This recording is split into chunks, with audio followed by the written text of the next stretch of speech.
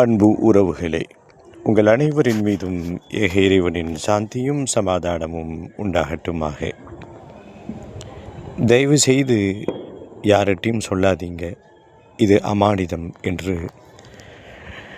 நமக்கு நெருக்கமானவர்கள் பல சமயங்களில் நட்பு வட்டாரங்கள், குடும்ப பகுதியிலிருந்து நம்மிடத்திலே சில விஷயங்களை பகிர்ந்து கொள்வார்கள்.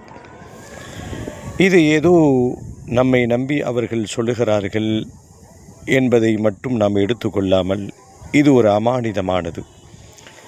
ஒருவர் ஒரு இரகசியத்தை உங்களிடத்திலே நீங்கள் யாரிடத்திலும் சொல்லாதீர்கள், இது அமானிதம் என்று சொல்லிவிட்டால், உங்களை தவிர வேறு யாருக்கும் எந்த சூழலிலும் யாரிடத்திலும் அந்த செய்தி வெளியிலே சென்றுவிடக்கூடாது. ஆனால் இன்றைக்கு என்ன நடக்கிறது?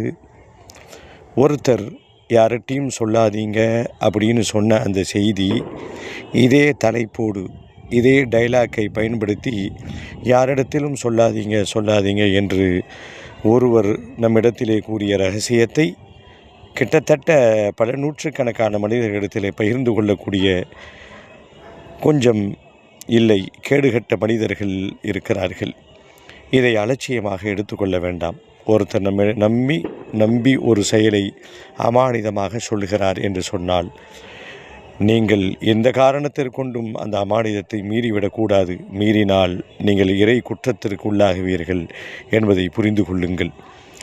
தயவு செய்து யாரிடத்திலும் சொல்லாதீர்கள் என்ற அந்த அனுதாப குரலுக்கு மரியாதை கொடுங்கள்.